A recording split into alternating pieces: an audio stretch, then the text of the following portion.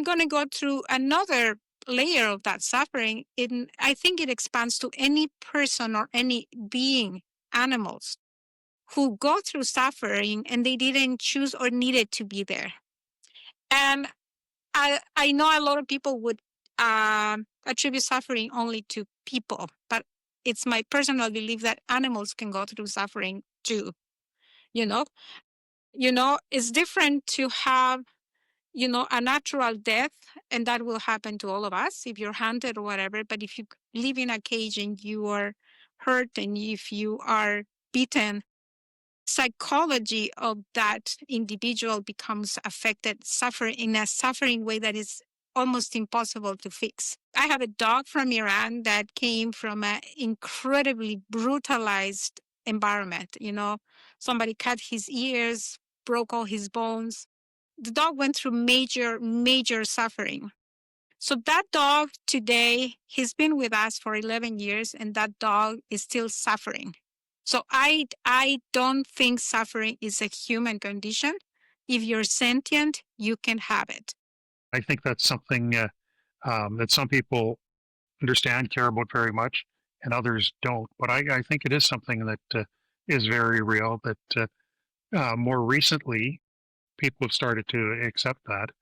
But at one time, animals were just property. They had no feelings, and nobody believed in any of that. I think as we learn more about animals and everything around us, we'll understand more just how intelligent they are. Uh, my dog, who you saw before we started this, he's very intelligent, and you can tell when he's suffering. When I leave, how sad he is, how happy he is when I come back. And I mean, that's not just dogs; that's all sorts of animals. And um, I don't know where the division is between a dog and a cockroach on what can suffer or not. But I would think even at the smallest level, there's probably some sort of pain receptors that are going to tell them that I don't want to touch this because it's going to burn me or melt me, dissolve me, whatever. So I would think there would be at least some form of suffering. Now, maybe cognitively it's very little, but um, I think we should take these things into account when we're um, dealing with animals or people. Um, at one point in time, certain people didn't have rights and were below other people, and were treated as if they didn't have those feelings and couldn't suffer the same, or that they didn't matter. And I think we should be way beyond that with all people, and really looking at the animals and that as well. Yes, Tulip. I agree with Drake, and also I'm adding, because people, yeah, definitely we all feel for animals, but when they speak about being vegetarian or whatever, I understand how they probably feel, but at the same time, there's so much of emotional suffering that happens, and I know many people who probably are vegan, but they probably don't realize how they might be hurting people. So this is something I have seen, and people should be more mindful, um, not hurting each other, and of course animals as well. And it's like and sometimes it's gray. It's not quantifiable. You cannot explain, like it's not black. It's not white. So yeah. Thank you, Paulina. Okay, so ever since I was a very young person, I had this weird, much better connection with animals than I ever had with people. I think today I still do. I feel my cat and my dogs, and it's just, a crow can make my day happier than any person. If I just see a crow approaching me, I actually had a rescue a crow, so I have a particularly close relationship to crows, but that's a different story. I just want to make a distinction between suffering and pain, because pain is inevitable. And I tried most of my life to be a vegan because I didn't want to hurt animals. And I got really sick. So now I have to eat meat because my body is suffering. So I understand the physiology, and we need some of that we are animals. We are not separate from nature. I 100%, if I could, I swear to God, I would be 100% vegan. I try my best. I'm not. But I have a problem with causing suffering. So causing as little pain when you sacrifice an animal is not the same as caging an animal inhumanely, beating them up. I don't know if you guys, I mean, this is kind of extreme, but, bullfighting, I was involved in a group trying to abolish bullfighting because bulls are put in a dark room for 3 days without water, and they're kicked in their kidneys and the top so that when they open these gates, they have a bright light so they cannot see anything. So they're really disoriented, and they have this person with, a little thing. So they're confused and they're thirsty like heck because they haven't been fed So that's what I'm talking about.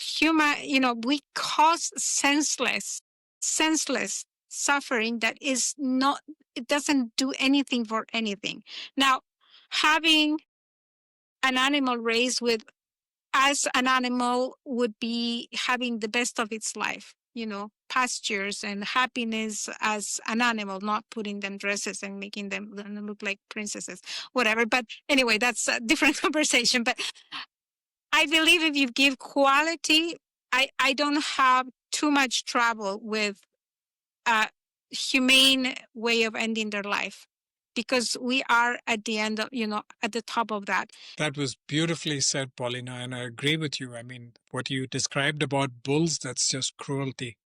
Over to you, Drake. I've got no problem either that we eat them in that, and agree completely that it should just be done in a humane way. They should be treated in a humane way as possible, right up to the very end. But the other point I was going to make was just I had heard recently, I guess earlier this year, Mexico City actually banned bullfighting. So I thought that was quite progressive. I was surprised to hear it because I know how big it is in the culture down there.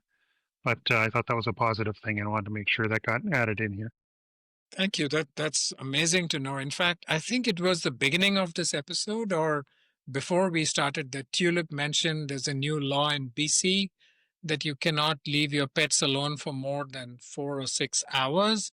If that's true, that's beautiful.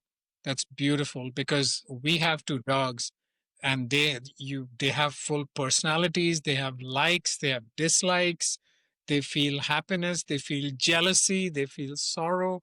They're just little people in different form and they're just adorable bundles of love. I can't imagine life without our dogs.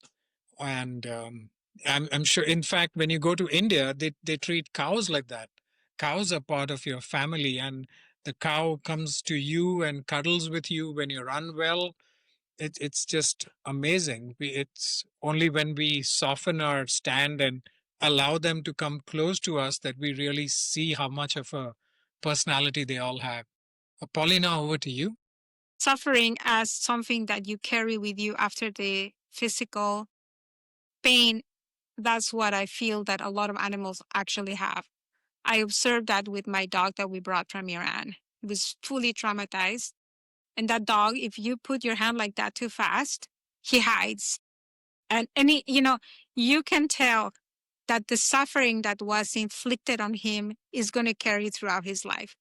So my biggest issue is when we start putting in our dishes food like somebody, a human or an animal that has been going through that hardship. And most of us end up doing that because there's not a lot of options. And I think that's also, to me, and I add to the insult that sometimes people, they have meat, they put it in the garbage. To me, that adds to the insult. Somebody suffered through their life, endure pain in dying, and then I'm not eating it. I'm putting it in the garbage. I see so much of that here. It just, to me, is just like, it's painful to see that. Thank you.